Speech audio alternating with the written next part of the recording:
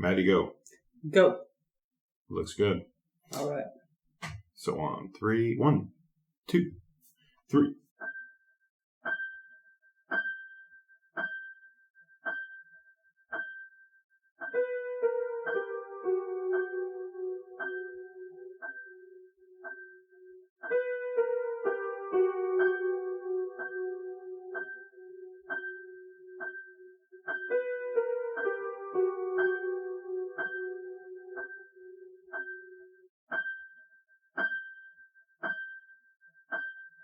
Welcome to the Chainsaw Bar. I'm your host, Mike, joined with Madeline. We are going to be doing this episode in the dead of fucking winter in April. It's crazy. It's almost over, really. But this is one of the winters of the fucking southeastern fucking Appalachia mountains. We have to deal with... Which means today was 86 degrees at our house. Yep. So pretty much... High of 86. Pretty much it ended. But yesterday was 31. Last frost is until mid-May, until after Mother's Day. But yeah, we just came out of the, what they would say is the dogwood winter. And that's when the dogwood blossoms here in the south. And that's what actually was happening when this last week of cold weather hit us. Yes. And that's Or also known as false spring. One of the false springs. One of the false springs. Because really we got two. a lot of them. We got two or three. But the blackberry is the big one that hits us generally. We get the dogwood, and then we get the blackberry, the winter. And usually that's the one that will kill your tomatoes or fuck up your damn buds and shit. That's why you don't plant your tomatoes in the ground until after Mother's Day. Yep, and if you do, you don't plant your potatoes until after Good Friday. I plant my potatoes way earlier than that. Potatoes are very cold hardy. But I don't know. Except I haven't this year. Fair in truth, people. I have not. I've got some seed potatoes out there I'm going to plant. So because maybe tomorrow. So my cousin Nat, who runs his own personal fucking farm and has with his family and uncles and aunts and all them, and they have this acreages of fucking plants they plant. They don't plant until after Good Friday. So, like, this week will be... That was yesterday.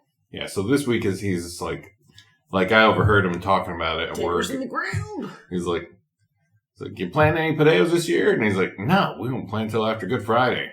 And I was like, what? And I was thinking, that makes sense, because, like, then you skip this whole fucking dogwood bullshit. The thing of it is like, I get that traditionally, but we have climate change. Yeah, so I kind of look to phenology, which for our listeners who might not garden is based on phenomena. So basically, like, you see something already growing that grows wild in nature, like say your dandelions are blooming or something like that. Then there's like a certain set of things that, okay, Mother Nature's saying it's safe to plant certain other plants at that time. At least not being a hairspice and fucking cutting out entrails and judging your cooking and planting on that. So well, I mean, I'm not dogging that. You do you, boo-boo. if that's how you do things with entrails, I mean... If you divine with entrails... If you divine with entrails, then... Wow, that's old school. Keeping it real, man. There you go. Yeah, it's a style. It's a damn type of thing of figuring out things if you want to figure out things. But if you want to figure things out that have been, like, proven again and again through nature, phenology is a way to go. But you can look up what that means where you live in your zone. Or get yourself a copy of the old Farmer's Almanac and then kind of spin it based on where you are. Yeah, usually. Well, in certain issues, they have talked about it. That's where I learned about it, actually. Oh. Well, shout out to that damn crazy little booklet. Yeah. Yeah. Been running since 1892 or some shit. Definitely a long time. Every fucking year printed. Very reliable.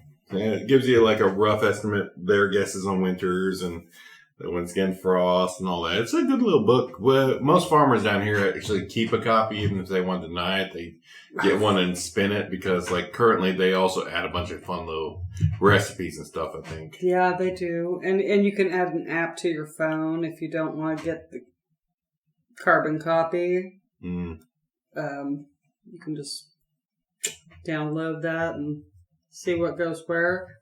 I recently learned from the Old Farmer's Almanac that maple syrup has more potassium than a banana.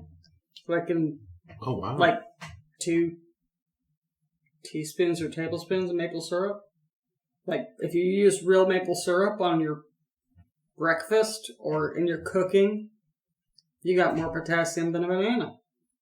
Which is a fair amount. It's like, I want to say like 8,700 milligrams, which is like a good percentage of your daily. Because I've got the kicks, my knees and shit kick at night. I may have restless legs, but potassium shortage. You definitely have restless leg syndrome. Sorry, but potassium, they say, is one of the things. So I've been upping my potassium. Like Gatorade actually has a good little bit of potassium in it, but it's got way too much sugar. And sodium. But then again, if I'm just sweating all night, then I've kind of lost that.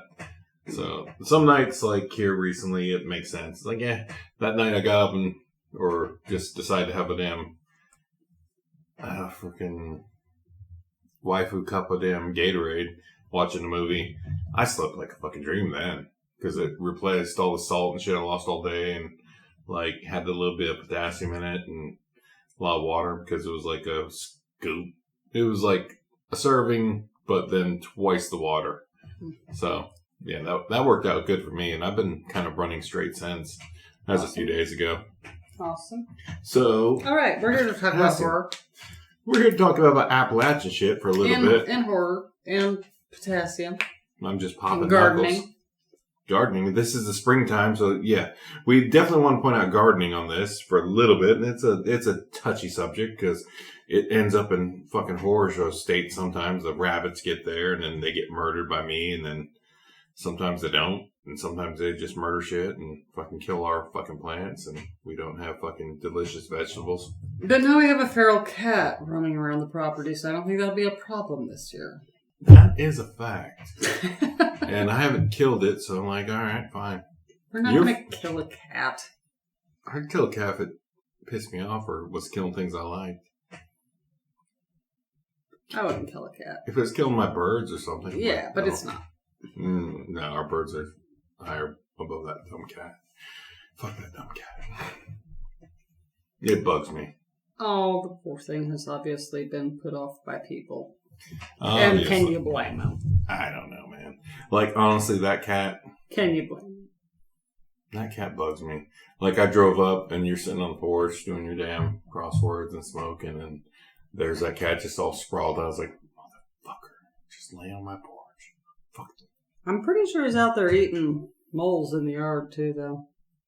Maybe. Leaves the birds alone, kills the moles. I mean... That'd be a win. I've got a trap for the moles, but... That's a win. What we need to do is get a trap for the cat so I can just go get him neutered. I gotta trap that. We'll trap cats. Oh, and we can get him neutered and then let him back out. Because my fear is that it's a tomcat and he's gonna just knock up all the baby cats. Yeah, that's a mess. Yeah.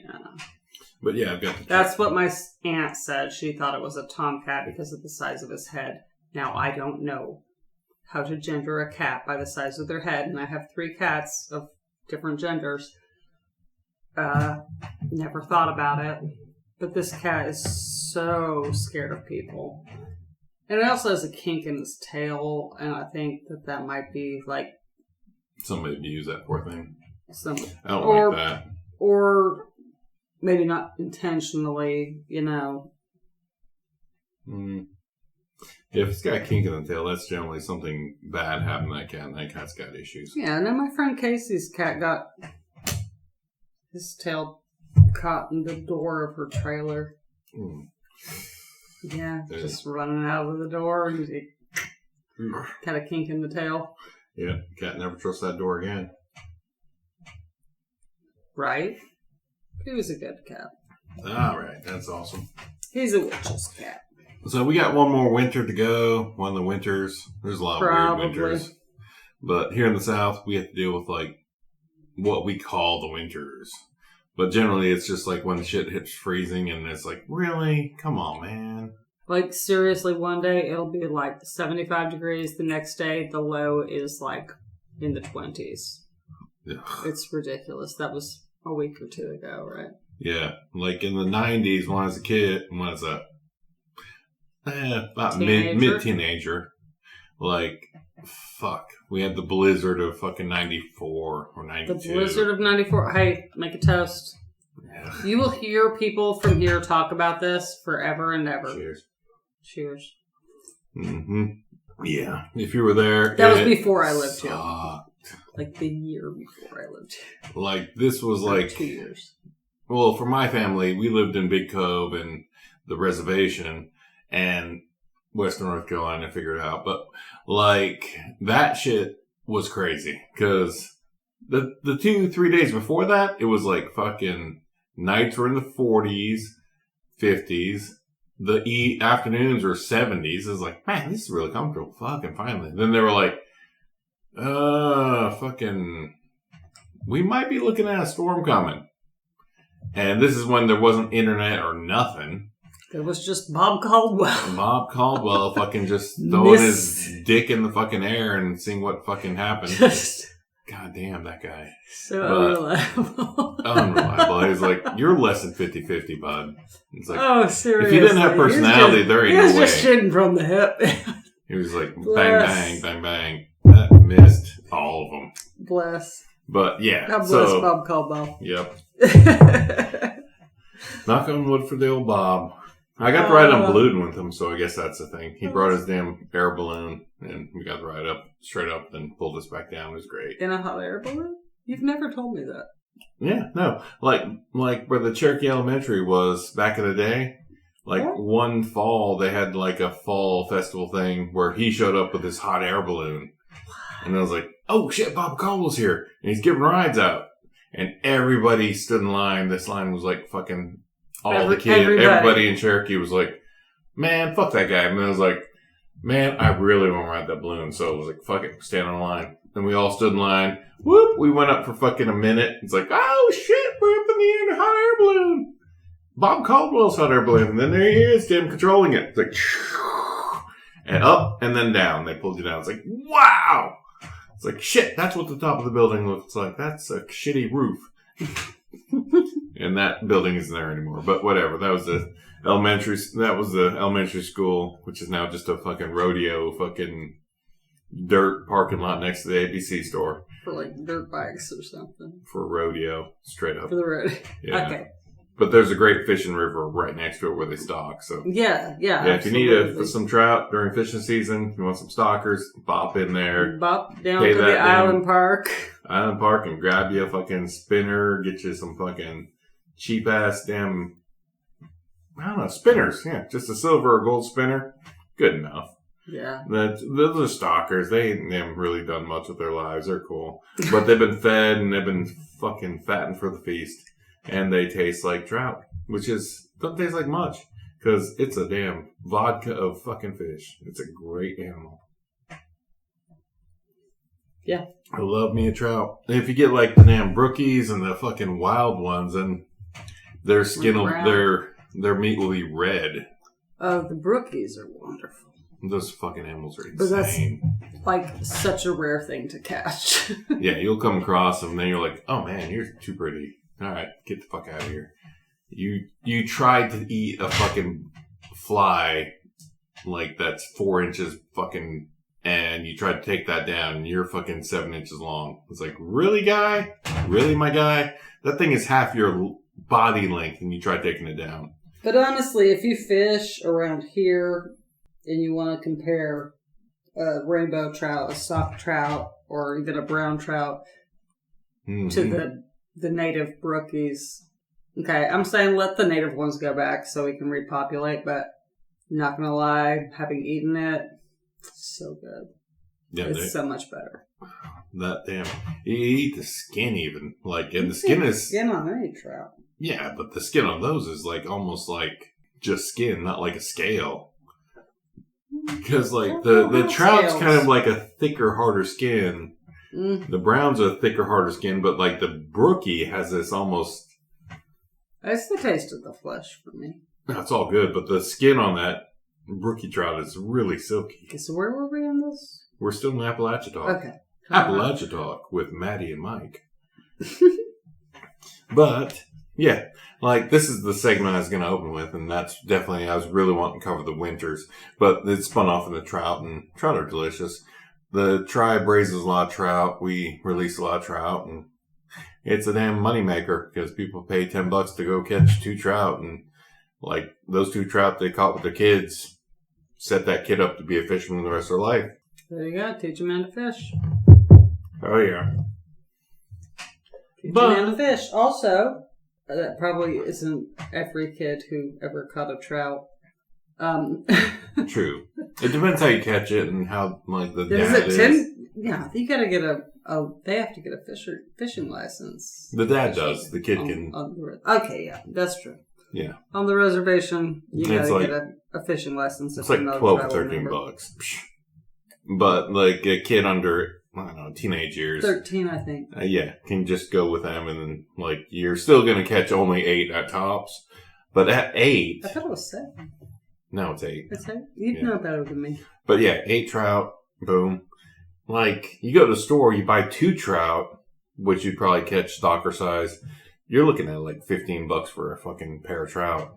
Right. If you go to a store that has them kind of inexpensive. Yeah, or if you have a store at all. Jesus. Right. If they have any local trout at all. Yeah. I don't know. Let's go into this weird story. So, like, as a personage of the reservation, like, everybody's desperate for a job. My dad was an artist. He went to Haskell University, which is the Indian College in Kansas. Met my mom, whatever. But, like, came back, was raising a family, trying to find jobs, being a painter of all goddamn things. Like, he did what he did.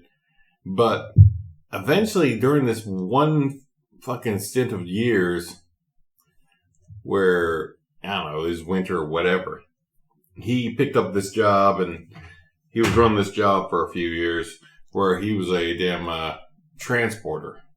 So basically what he did, we all lived in Big Cove, which is the fucking sticks of the res. And you don't go out there after dark, and you don't fuck around to find out because you don't want to do that. Back then, because you just disappear. Yeah, white people still are afraid of Big Cove. They should be, because people are fucking still crazy up there. Now there's like crazy fucking shit up there. I mean, I know. I lived there for 5 years. Mm-hmm. Even the boys, like, they fucking were house sitting at the house where we grew up this week. And, like, Oliver's like, somebody's knocking on the door. And I was like, not answering it. Mm-hmm. After dark, nope, not answering that door. It's like, well played, sir. Well played. That's just somebody wanting to ride up to the loop. Yeah, somebody wanting to not have to walk for fucking 4 miles to get home. Yeah. But I mean, that's legit. That happened all the time when we lived there. Yeah, so much. It's just people, like, they get to that halfway point between reality and fucking the loop, and it's like, And then they realize, well, here's a house right here, right by the road. Yeah. It's right by the fucking road. That's the problem. Yeah. And then everybody knew your dad. Yeah. So they're like, oh. Shit. That's old fucking Mike's dad's property. Shit. Yeah. And he was like a tribal council member. Boom. Exactly. One session. But that session mattered to the entire reservation, so there you go. It did, because it brought, gambling and all that shit. It brought the casino, it brought the fucking Harley rally. Yep. That was his, like, before they... He was working with the guys that... He was a biker. Hey, I'm saying that's legacy, so people respect your dad. Yeah, because, like, even the bikers, even, like, council members now were bikers, and they still respect my dad, so... Yeah. Because they all knew, like, he was trying to fucking bring that shit here because he knew it was a fucking draw, and it was, like, not just damn fucking shit tourism. Like, Indians... Yeah, it wasn't Indians playing Indian by the side of the street, chiefing. It wasn't all chiefing. No disrespect to those guys. Those guys. No, those gotta guys make your money. You gotta hustle. If you come here and there's a chief out there, fucking go take your picture of them. Pay him some money. And tip him. Yeah. And try not to fucking... say something racist. Or try not to damn get offended when he's like, hey, sexy, or some shit like that. Hey, pretty.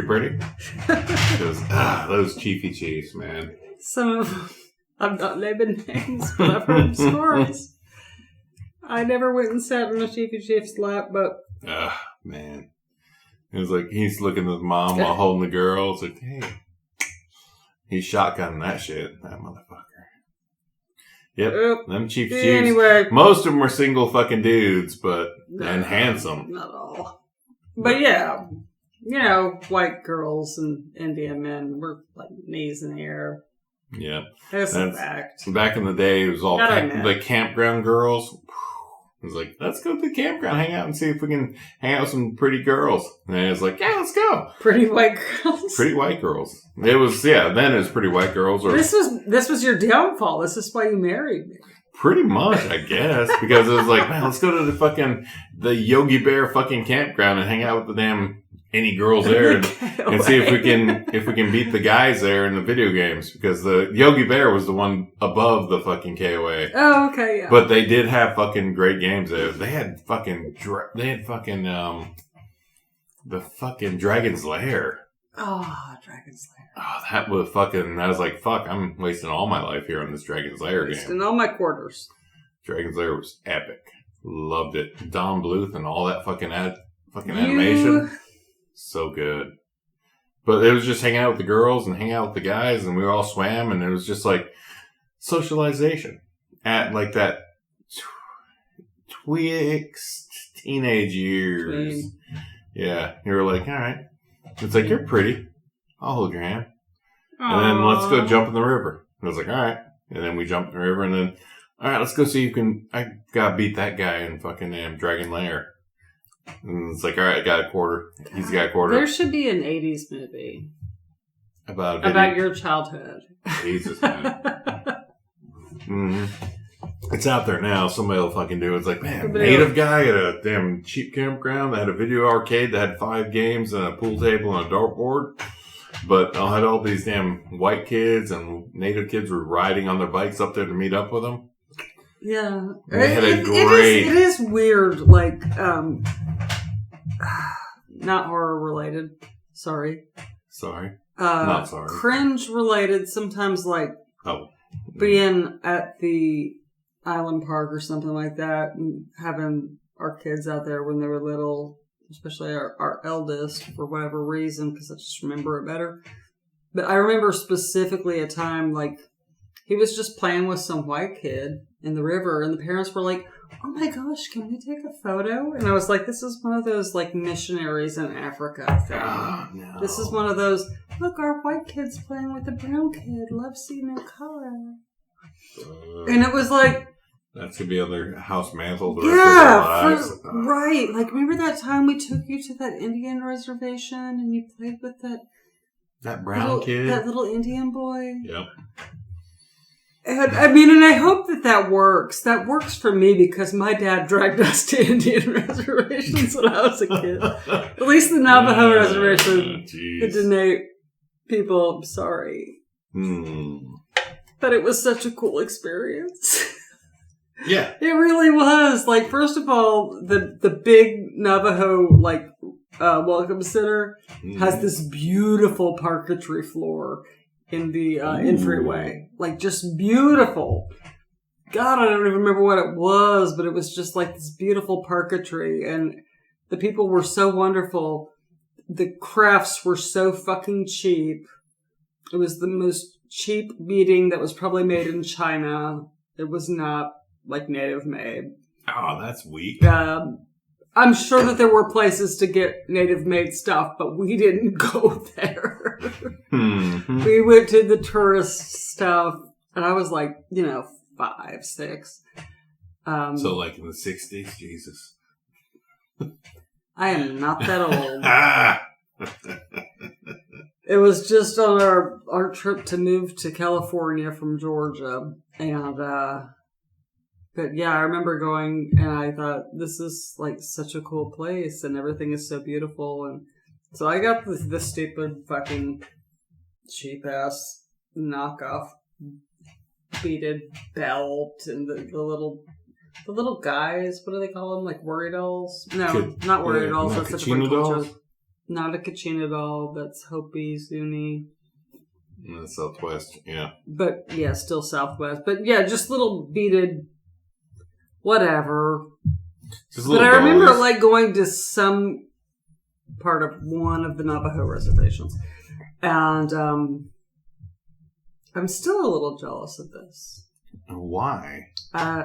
Because like whoever it was, I don't know if it was a real chief or if it was a chiefy chief or if it was like a medicine man or whatever, gave my older sister an Indian name. And none of the rest of us. My sister already has a Native American middle name, mind you. Her middle name is honestly a Native American word. It means weed. It means firstborn daughter. Lord. Lord Jesus. What? I'm not giving out my sister's whole last name. They don't even bother. It doesn't matter. So, but yeah, but he named her Snow Fawn. Great damn name. It is a great damn name. And she's a Capricorn on top of it, so it just makes sense. Wow. That guy was on point. Can't hate that. He was actually probably deep diving his damn real damn roots there to hit that one. Damn, Snow Fawn. Fuck that gal. Your sister. Aw, come on. Slack her ass. I love my sister. I love both my sisters. Yeah. She's pretty sweet.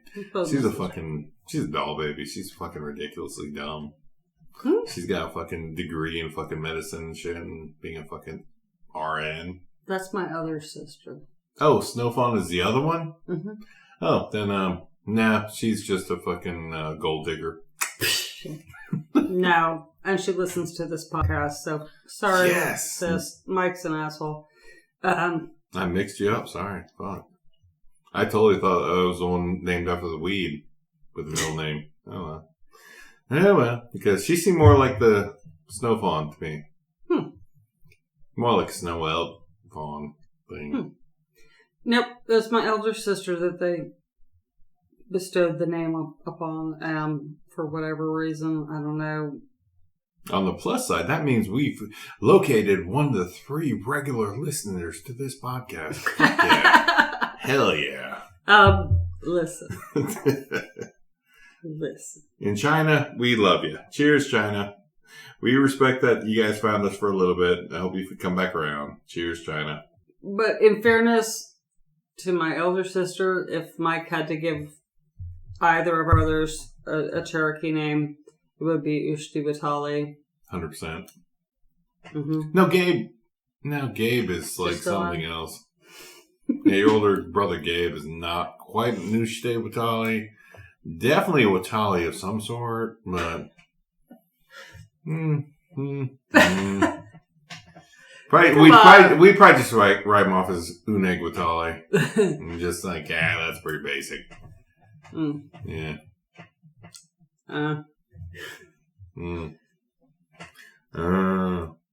There we go. That's your Cherokee lesson today. Look it up. There you go. Means yes. Yep. Yes, sir. Yes, sirree. Yep. All right. We are not fluent language speakers, but everybody knows what these words mean.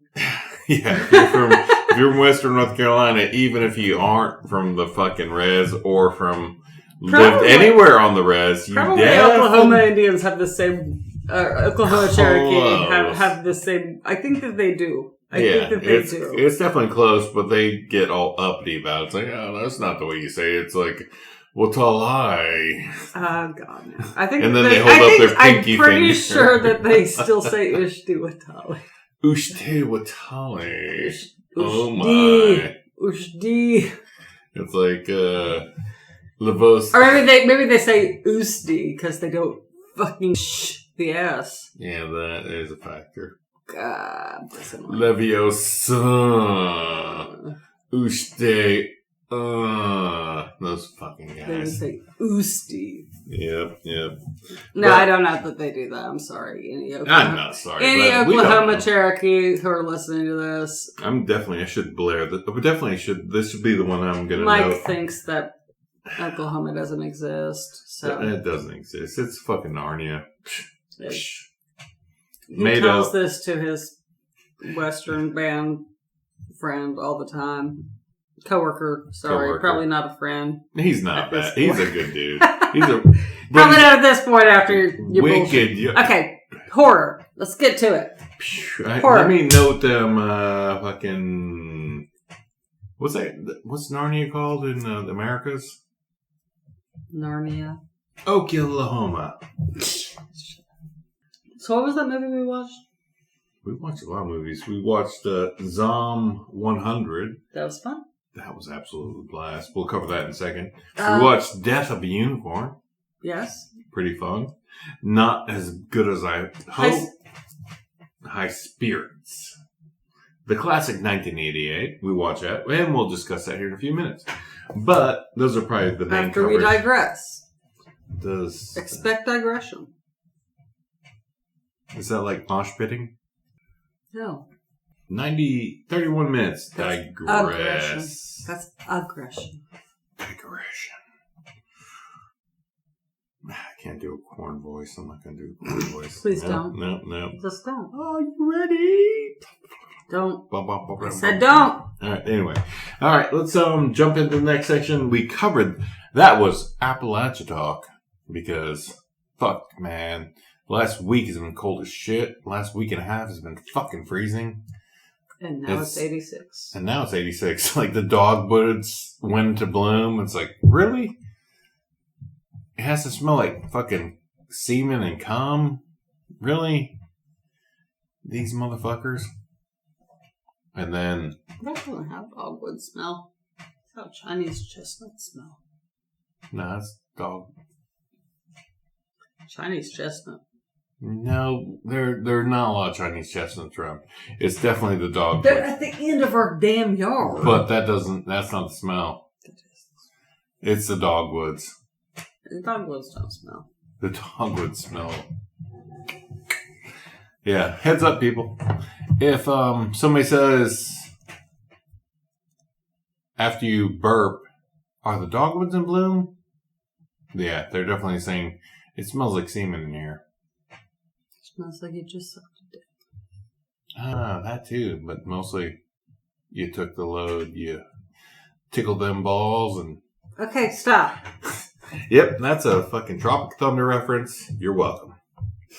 Jack Black, you're a genius. I don't even want to watch the Minecraft movie, so whatever. That's a step down, my friend. Step down. Although that scene where you and your friend are running in the ocean, that's pretty awesome. In your underwear. Kyle. Saying it right. All right. Go on. All right. Jumping ahead at 33. Cover that. Yada. Cover the winters. What are you talking about? I'm just reading what I wrote down. What I wrote down was, welcome to yada yada yada. Spring is about here, proper in Western North Carolina. Dog of winter. But let's cover Zom 100. We watched this film Zom 100. The other day. It's a manga. Manga. I like both those words. They both sound fun. But, yeah, it sounds so exotic. But, yeah, Zom 100 is apparently a manga series. And Netflix decided to make a TV show on it. A movie. Yeah, correct. And it was fun. It was real fun. I enjoyed it a lot. I didn't know any of the actors in it, but they all fucking were fantastic. They were all memorable. Okay. Even like the side characters were pretty like spot on with their damn portrayals and performances. Mm-hmm. Like it was fun as shit. It's fun if you like manga, but you want like live action. It's like got the plucky hero. Yep. There's a zombie apocalypse. There's a girl. Then there's a different girl. And there's his friend he's trying to help out. There's his friend. There's his nemesis. Mm-hmm. Who is exploiting people even during the apocalypse and before the apocalypse. And then there's zombie sharks. And it's just a lot of fun.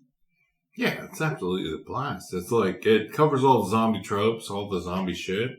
And it reads very much like a manga. Like, because, like, the guy's always like, hey, let's go. Yeah. Yeah. I'm going to be late for work. Oh, no. Yeah. It's very much, if you're into manga, I think, and you like action and superheroes and zombies and sharks, you're set up with that film. Yeah. Yeah, the sharks is the kind of the giveaway and thing, but that shark showing up, it's like, I didn't see that angle, but I'm all in. You won't see it, except for that we just spoiled it for you. No, you'll see, like, when you see it, you'll understand, like, oh, that's what they were talking about. Oh, my. Right, we're not talking about... The shark was impressive as shit. Lucio Fulci's shark and zombies. No. It's not nearly that. Not that at all. No. But that shark is very pivotal.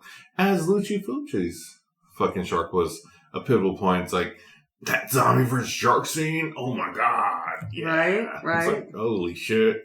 Yeah, that shark was just like, That was groundbreaking, the zombie versus shark and underwater and scene, amazing. Fulci was crazy. Fulci was crazy. How did he pull that off? How? I would like to know, like, the actual... Because it was in the 70s, right? And like, you're filming underwater. And how do you get the shark to be docile enough to them just kind of half-ass bite you and not just straight up kill you or just swim away? That's like the tricky part. Before Jaws, there was Zombie. Yeah, one of the most epic shark scenes. Most epic shark scenes in any film. Yeah, early horror film. For just horror films in general, it's like... In general. It's like, Jaws is Jaws. That's epic. Jaws is Jaws. But then it's like, if you go beyond that shark scene, it's like, Sharknado? Yeah, it's awesome. But it's like, no, you go zombie. Sharknado's a fun time. You go zombie. You go zombie. Zombie versus shark, and it's like, sharks. On point, but...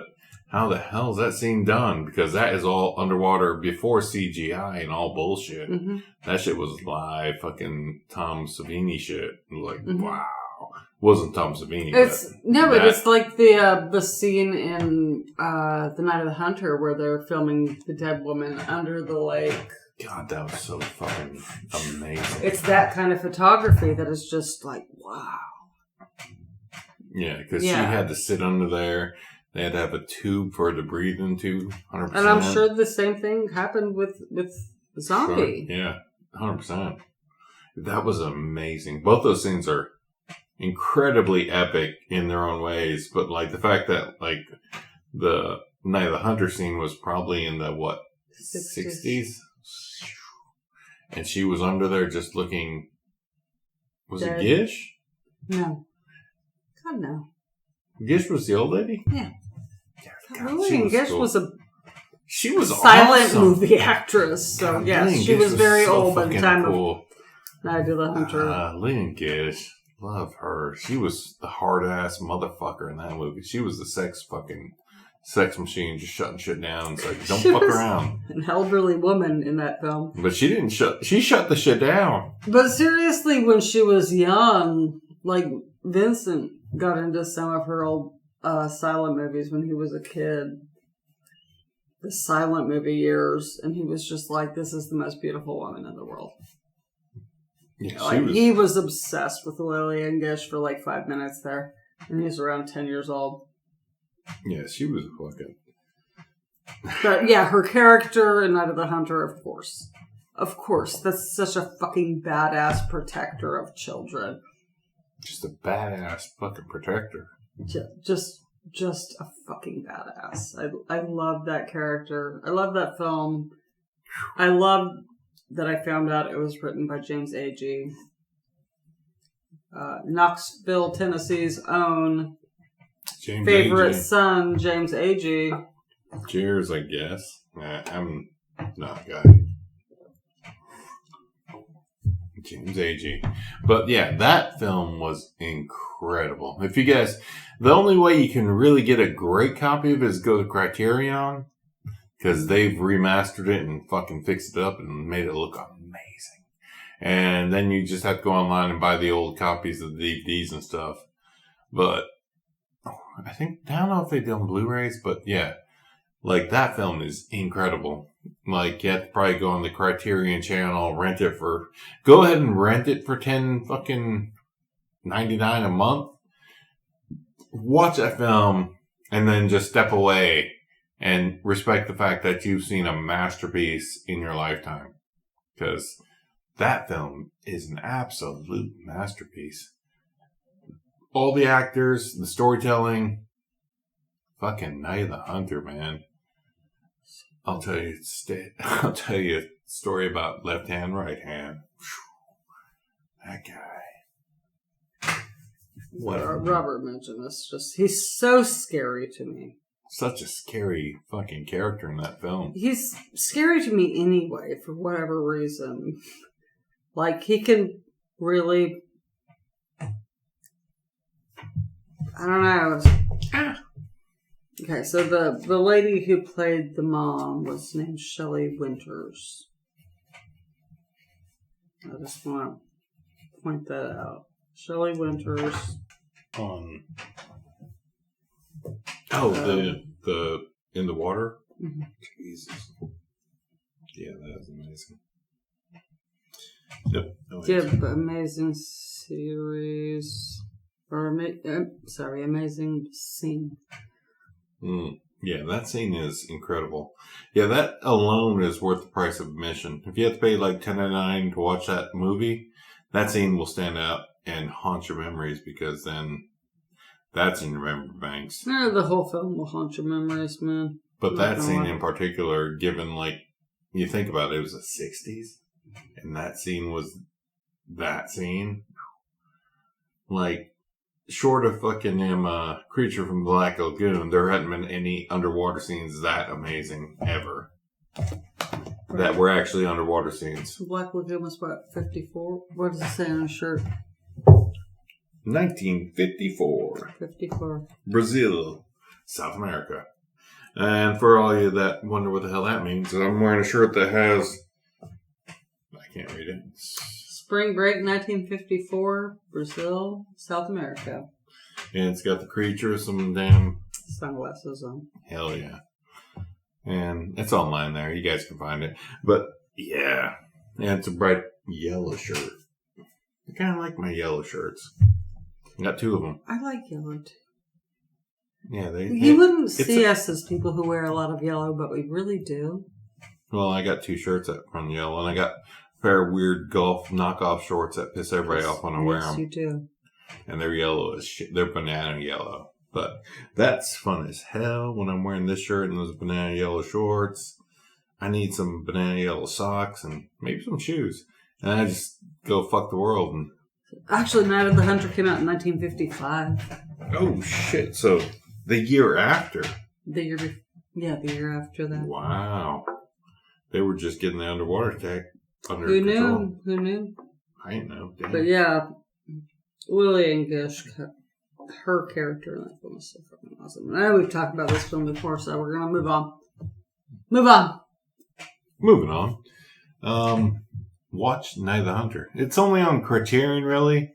I think they're the only ones that got the rights. They're the only ones that have the actual good print of it. They've upgraded, cleaned up, did the work. So give them respect. Criterion's got some crazy shit on it. It's a fun fucking month if you want to rent it. But definitely, check out the damn Criterion Collection TV thing. And if you ever go to a pawn shop and see something that says Criterion Collection, just grab it, because sometimes it sucks. That thing with what's her name from Twilight stuff. Oh my god, the shopper thing. Oh god, the buyer. What's it called? She was a personal shopper. Yeah, personal shopper or somebody. That thing was just... the concept was good, following that girl doing the things, but it wasn't Anne Hathaway. It was somebody else. No, it was... some other Bella girl. from Twilight. Yeah. Kristen Stewart. Okay. Stewart? Oh my god. Why am I... No, that's totally a fucking Letterkenny reference. Stewart. But yeah, Kristen Stewart with her mouth open all the time. Only half open during that damn movie she did. Where she's a personal shopper running this storyline. You pop this thing. We gotta explain it. Pick up the pace because you said you wanted an hour.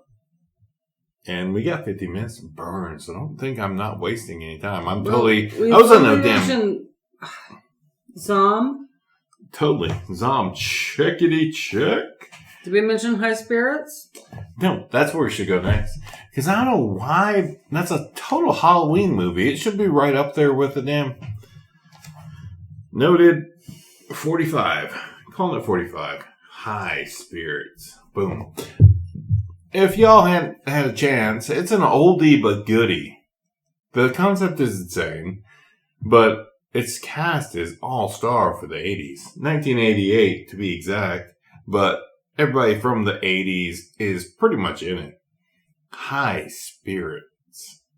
With Peter O'Toole, my personal favorite actor from the Isles. He's such a fucking character. Just love me some Peter O'Toole. He's right up there with Richard Caine. I don't know where he's from, but... You mean Michael Caine? Richard Caine. Michael Caine. Michael? Richard Caine did some fucking night shit. But yeah, Michael Caine. Yeah, he's awesome. Fucking Death Trap. With Superman. Fight to the death shit. Boom. Steve Guttenberg. Daryl Hannah. Those two. Liam Neeson, Jennifer Tilly, Beverly D'Angelo, if you remember her from fucking being the mom in all the National Lampoons movies. What did you see? Was she in Death Becomes Her? No. The only thing I think of is like that thing where there's a lady with a hole in her and there's somebody holding a lamp. Yeah, that was Goldie Hawn. Oh, that was Goldie Hawn with the hole in her? The hell? Meryl Streep and Goldie Hawn. Meryl Streep had the hole in her with somebody holding a candle. I'm sure it was Goldie, but I could be wrong. I often am. Peter Gallagher. Who's he in? Let me just show you his face, and then you'll be like, oh, that guy. Really? I know him from that, but what did he do? Oh, let's hit movies. Boop, boop, boop. Oh, that's a great picture of him just being smiley at the top there. If you drag down, just drag down. Drag down. Stop, drag down. That's a great picture of him. That kind of makes me happy. He's a great villain in a lot of films. He's a great damn character actor. Mm-hmm. Main hunk. Was he ever really a hunk guy? Or was he like the anti-hunk guy? I believe he was. But, yeah, Peter Gallagher, well-performing guy. Yeah, in this film, kind of a little bitch. But, you take what you get. And I love fucking High Spirits. I had to pull it up and watch it. Man, that thing just still slaps. Still gets me. Meryl Streep, Goldie Hawn, Bruce Willis. You're talking about not High Spirits. You're talking about Death Becomes Her again. Yeah, you ran it down there, but you just said High Spirits instead of Death Becomes Her, Mike. Yeah, but I'm just saying, like, it had the fucking cover art on the box when you went to the movie store. And I was like, the girl with the broken neck, the damn hole in the girl, Bruce Willis with a mustache. Oh my creepy God. Yes, that's Death Becomes Her. That's not High Spirits. But I'm just saying it's like, that's adjacent to the fact that I mixed up things. But I'm just saying, like, that's the box cover I remember from the VHS Slayers. Oh, yeah, absolutely. And I was like, why would I watch that? You just got the gals mixed up. Yeah, but Still great gals. When I and fucking old was fucking a server, Bruce there Willis. was this young server that I worked with. Probably a college kid, and I was in my 30s. And because of that film, she loved that fucking film so much. She would always be like, but when she gets dramatic, she becomes Madeline Ashton. Which is the name of Meryl Streep's character in that film. And she'd be like, every time, she'd be like, Madeline Ashton. Because that's the way Goldie Hawn would say her name with such disdain. Madeline Ashton. Wow. It was funny as fuck to have this, 19-year-old kid, probably 21-year-old kid. Okay, she was a server. Me in my 30s, my mid-late 30s. Right. Yeah, I've seen Death Becomes Her. Okay. Mm-hmm. Madeline Ashton. Oh my. Oh my. Right. But fucking Jennifer Tilly just being the weird sex pot damn really fucking desperate. But I'm sorry, Jennifer Tilly is a sex pot? 100%. Yeah. 100% Jennifer Tilly. That's her damn. She's like an Elvira style. I like a girl with a big rack. Whatever. She's just gorgeous. I don't know. I've never noticed her rack, oddly enough. Not Jennifer Tilly. You're distracted by the voice too much. It's and her voice brings you to her face. And it's what are you doing, Jennifer Tilly? And it's then I see her legs occasionally, but then you have no time to react to the rest of her body. It's ah! And it's she's got a great rack. She's got a great rack. So does Patricia Arquette. I'm just going to throw that out there. Throwing that out there for my girls with the back pain. I see you. I don't have that. I'm not busty, but I see you with your back pain making everybody happy. You matter. Yeah, you're important. You make everybody Also, you're funny, you're brilliant, you're talented, and all those other things, but your boobs look great. Your boobs look great. Lucky you. In a shirt. I don't know what you look like out of that. I haven't seen any of you bare-breasted because I'm not a pervert. As a pervert, I have not looked into Jennifer Tilly. I'm not going to either because Jennifer Tilly just needs to be Jennifer Tilly. It's you see that fucking rack, it's that's Jennifer Tilly's rack, and then she's fucking Bride Chucky, fucking just that squeaky, crazy voice. She's a fucking dork. She is so cute. Oh, man, Jennifer Tilly's so fun.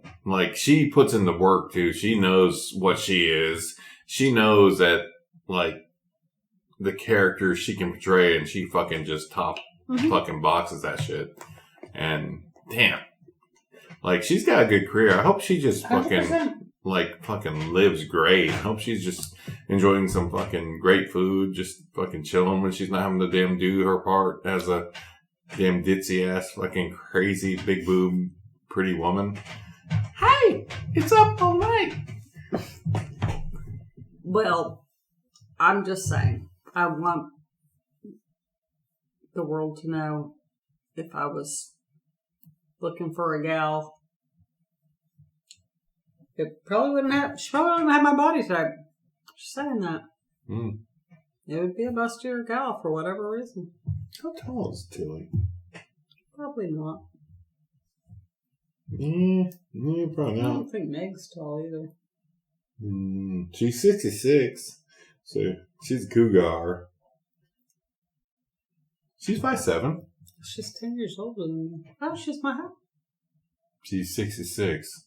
I said she's 10 years older than me.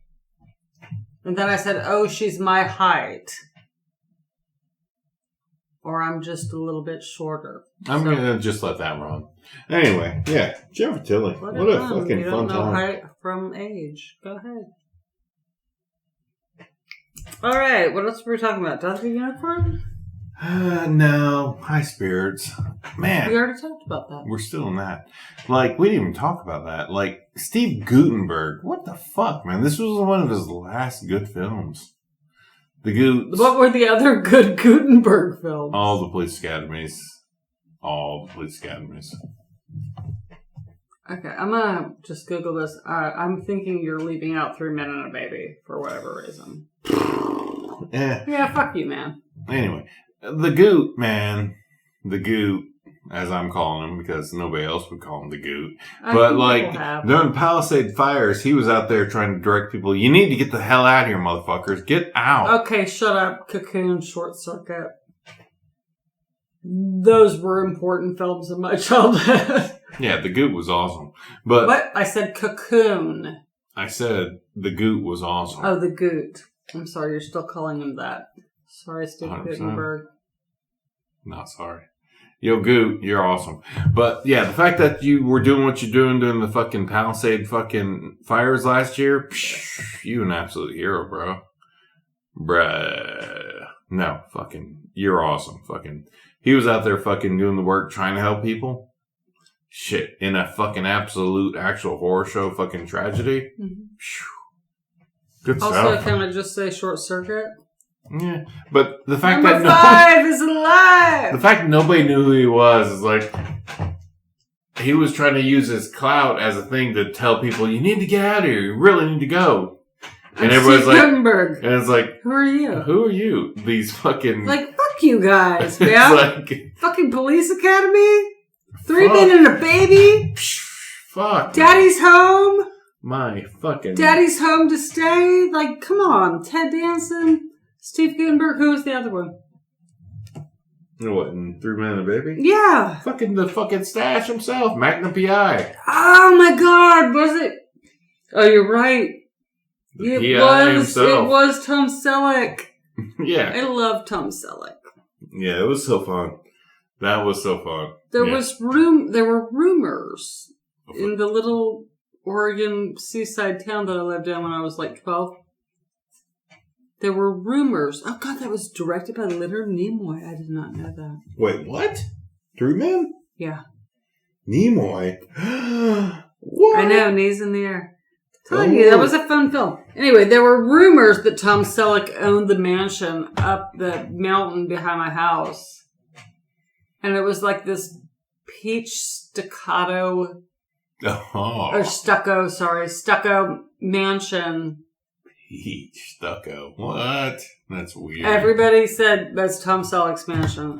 I don't know if it's true. It's, hearsay. But everybody in our town pretty much kind of was like, yeah, Tom Selleck lives there. He never comes out. He's too busy fucking choppering off to fucking damn to Hawaii. Yeah. No, that was after Magnum P.I. finished. But I like to think in my heart of hearts, because I was such a Magnum P.I. fan. Oh, I was any P.I. fan, actually. I was a P.I. fan of all TV shows. All the P.I. film. Jesus, yeah. All the TV shows. All the P.I. It was such a big thing in the 80s. Y'all don't understand. If you didn't grow up in the 80s,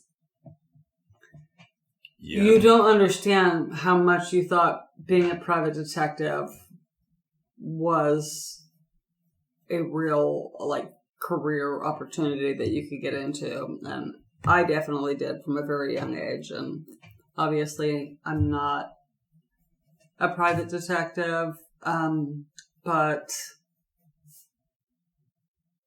I still like to watch mysteries and figure them out before the other people. Yeah, that's kind of fun. Or to read mystery novels and be like, oh, I got it. I'm Magnum P.I. Mm-hmm. Also, I'm going to have sex with everybody. Bang, bang, bang, bang. I also wanted to be James Bond. James Bond was cool. I didn't really want to be James Bond myself personally. I was more of Indiana Jones guy, more explorer kind of guy. But I didn't really like I like running traps and figuring out traps and shit. But I didn't really like, man. And you were a Freddy. I didn't like fucking from Scooby-Doo. I didn't really like fucking raiding graves and shit idea. I don't like that either. Yeah, that part really kind of bugged me. It's like, these are all graves. That's not I like the trap factor, but It's like... I like that, but I don't like stealing. It didn't really hit me until, like, the fucking Last Crusades and... Like, the Last Crusades. Like, man. It's like, this entire time, it's like, this is the coolest shit ever. But then it's like, you're just raiding graves, dude. It's like, God damn it. That makes me mad. Yeah, when you get to the consciousness level where you're like, that's actually kind of immoral. That's kind of bullshit, man. It's like if the Cherokees had fucking graves and we had cool traps and shit, and this guy came through and was trying to steal our shit, it's like, fuck this guy. But the fact of the matter is, that is an issue for Native America. Mm-hmm. Or whether or not you have traps. Booby traps and tricks. Whether or not you have traps, just people stealing fucking what they call artifacts, which are just like grave robbing. It's grave robbing. It's grave robbing. It's really, it's not ethical.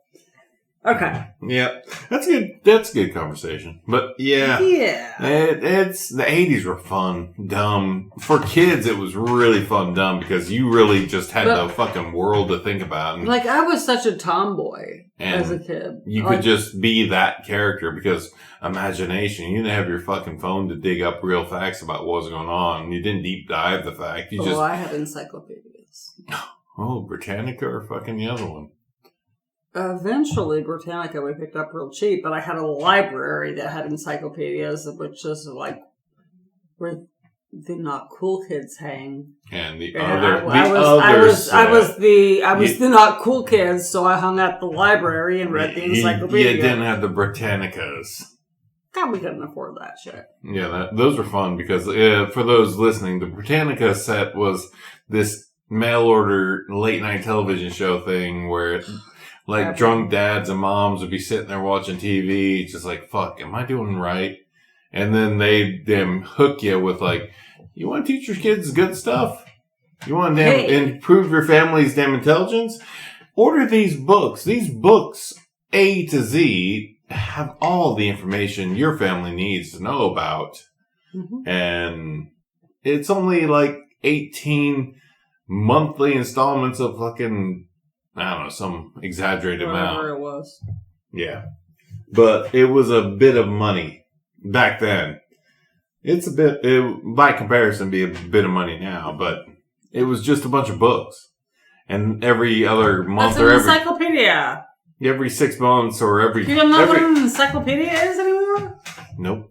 I'm just saying every 6 months or so, they'd send you a set. So you get ABC, then you get DEH, and then whatever the fuck. Do you know how the alphabet goes? Nope. Not in this mindset. ABC, D... EH? Mike. I don't care. I'm just saying the examples. It's like, then like... I don't give a fuck. Just kiss my ass. What have you got to throw into the next section? The last section, closing section. We've covered a lot. Still in theaters, I think, Death of a Unicorn? Ah, man. It'd be fun to have Joe on this because he did not like it. I don't know why. But... I don't know why either. You want to cover Death of a Unicorn? Sure, let's go ahead. We'll talk to Joe about it later. Death of a Unicorn. The new Paul Rudd, Jenna Ortega film. And that goofy guy from the damn Righteous Gemstones. Goofball. Which one? The stupid kid. Oh, the young kid. Yeah. That film. It's out in theaters. Go check it out. You don't have to check it out in theaters if you don't want to. It isn't like life-changing or something. But it's interesting. And if you grew up as a girl in the unicorn-loving years like I did, you'll relate to some of the imagery in it, especially the old tapestries, which I always loved growing up, the medieval tapestries. And it takes on corporatism, it takes on, like, you know, not even corporatism, I'm sorry. Just the way we look at medicine and power and money and charity. And of course, there is... Like, who played the mother? I had it wrong in my head. Leona? Leona? Yes. Tia Leona. Yeah. She did a great job. And, yeah, it's thought-provoking. It's not, mind-blowing or anything. It's stuff you already knew if you're politically correct. If you're politically inclined, I guess. Like, what are these rich people really doing? Mm-hmm. Yeah, that's true.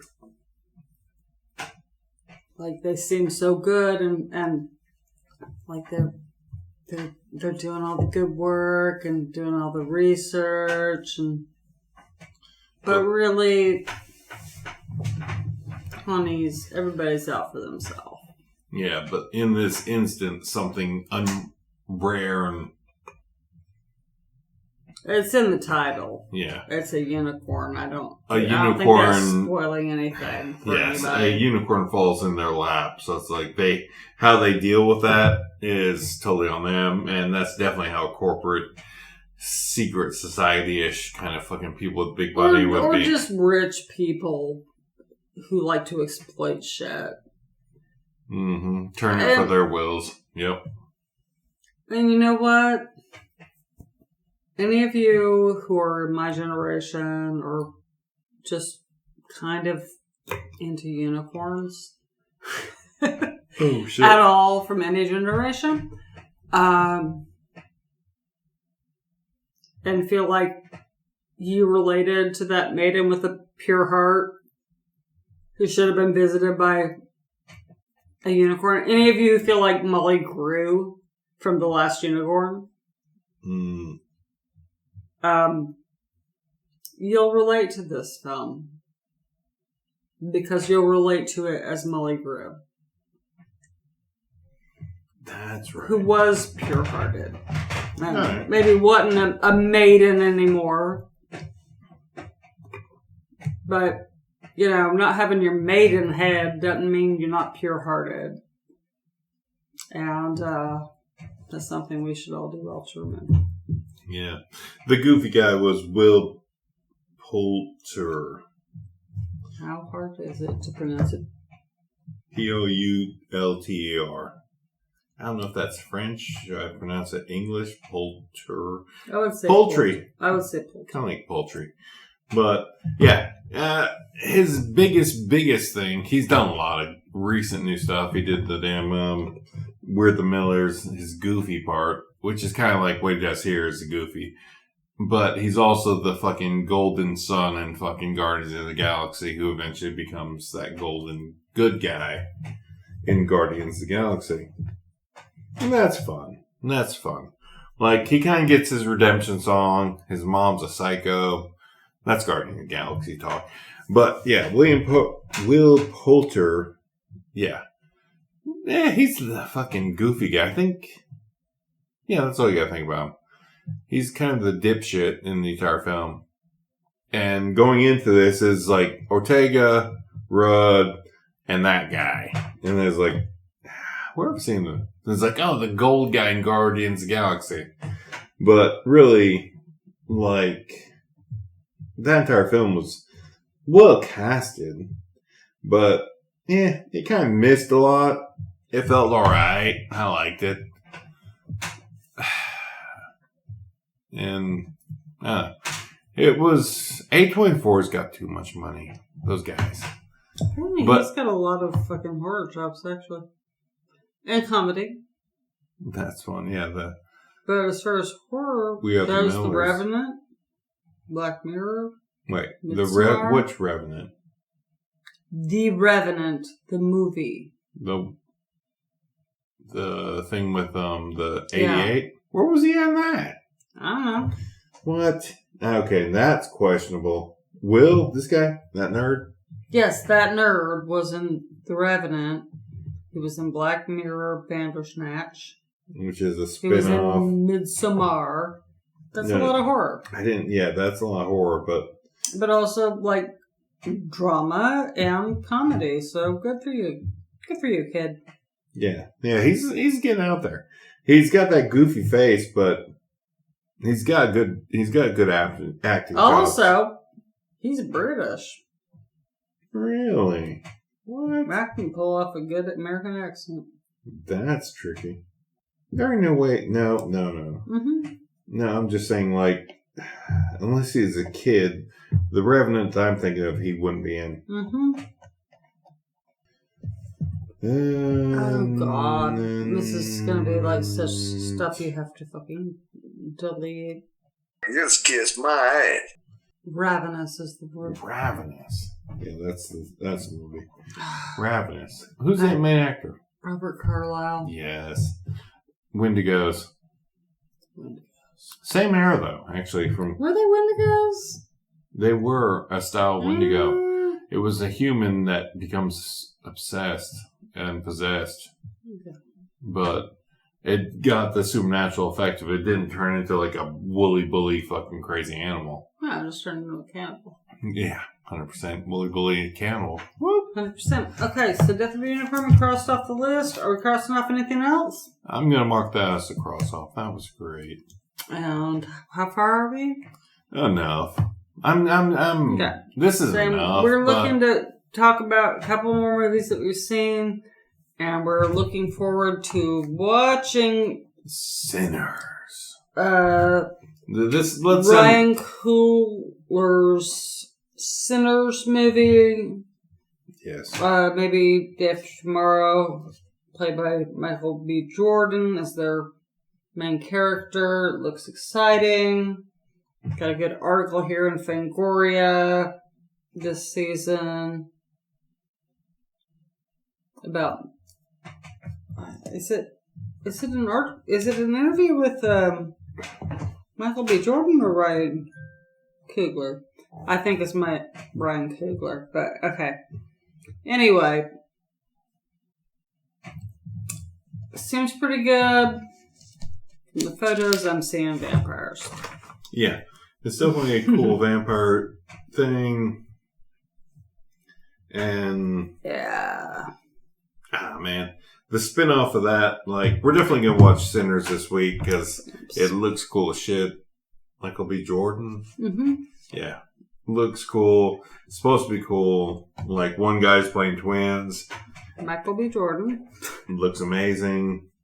Sounds amazing. I was going to think about watching the trailer on stream, but... No, just go watch the trailer. Go watch the trailer. I'm going to go watch the trailer. It's in theaters. The yeah, like Tuesday, fucking $5 night, we're going to watch $5 day. We're going to go watch that shit. But it's in our theater now, so we're going to go check that shit out. Y'all go check that shit out, and next week we'll talk about it. Next week. I'll set a date. Next week. That's a weird one. Mark that down. All right, it's 4/19, the day before 4/20. So this might get released tomorrow on 4/20. But next week, that week of next, we will be discussing Sinners. Because we'll have watched it. Because Jordan is a pretty great damn fucking character guy, actor thing. Mm-hmm. And now he's a lead man. There we go.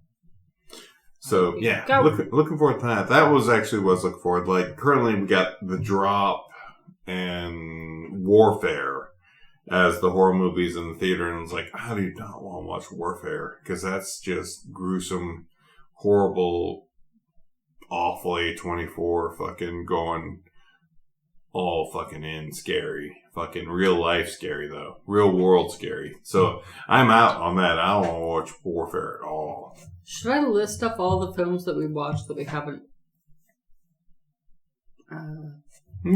discussed? No. We think you're going to get back to discuss that? Oh, yeah. We're definitely going to discuss them because you got the list and we can definitely check them off. And that's fun to check off. But today we checked off what? We checked off Death of a Unicorn, Zom 100, High Spirits. Those are fun. And probably something else that I didn't write down. But High Spirits, Irish castle fucking love story bullshit, kind of weird. I don't know about the damn witchiness of how the Halloweens work and the sexy toppings,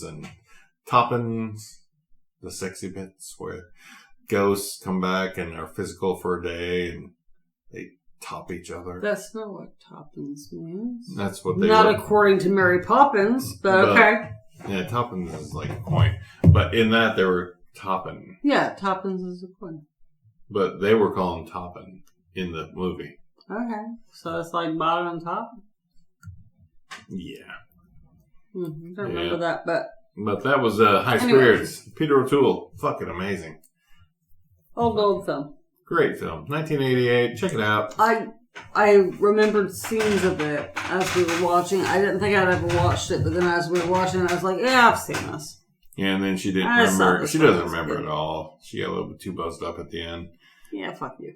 It's a great film, though. I love that film. I seen it as a kid, watched it as a teenager, watched it as a 20-year-old, watched it as a 30-year-old, then now as a 40-year-old, almost 50. Boom! Watch it again. Still a fucking great film, man. I love Peter O'Toole. Peter O'Toole's the best. Oh, The Goot. Meryl Streep. What? No, not Meryl Streep. God damn that Death Daryl Hannah? Daryl Hannah. Death Becomes Her is in the... Will you quit? I need to watch it. Apparently. I think I've seen it once in passing when I was a kid, and it's haunted me because... Death Becomes Her? I've made you watch Death Becomes Her. I'm just saying that fucking box cover, man. That's all I think of. It's like Death Becomes Her.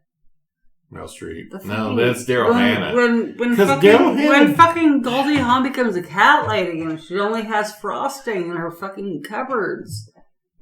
That's hilarious. What's that from? Death Becomes Her. Daryl Hannah? Not Daryl Hannah. Goldie Hawn. Okay, Goldie Hawn. God, those two. So famous in the 80s. One's a blonde named Goldie. One's a blonde named Daryl. One's a mermaid. One's a fucking getting thrown in a volcano. Or something like that. I don't know. The 80s were crazy people.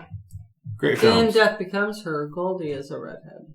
But. Ooh, sneaky. But yeah, that's about all we got for the show. There's a bucket list of films that we've watched that are pretty fucking amazing. We will be discussing them here in the upcoming time because it's fun. I say we might do this thing. This definitely get dropped on 420, but just kiss my ass. Next week, I've already committed to saying that we're going to watch next week. And when I re-edit and re-listen to this, I'll have more details about when that's happening. But definitely next week, we will be recording a podcast, which will probably come out, I don't know, sometimes that next week. He's saying this. Don't believe him. Don't believe him. He is on Indian time. You have to take it there, do you? That is a thing, Mike, and you know this. Yeah. All right, 420. So sometimes between the 21st and the 3rd of May, this next episode will come out. Probably tomorrow this episode will come out because I've got goofy time to goof off and then edit. But yeah, so the next episode will be out before May 3rd. Chickadee check yourself before you wreck yourself. Let's go make sure Tina's not on fire. That didn't seem like her area, but yeah, fair enough. Yeah, like our area is getting damn dry. Yeah, like our local surrounding areas from us are dried out, and we've been having so many damn Western North Carolina fucking forest fires and fucking brush fires pop up, just burning acreages. So that's been the nightmare of the area. It's Lower not Larka. cool. Well, you can't see it now, but Lower Larka? Lower Larka, that's where she lives. Yeah. She safe? I don't know, I just messaged her. Yeah, because like they were calling big something.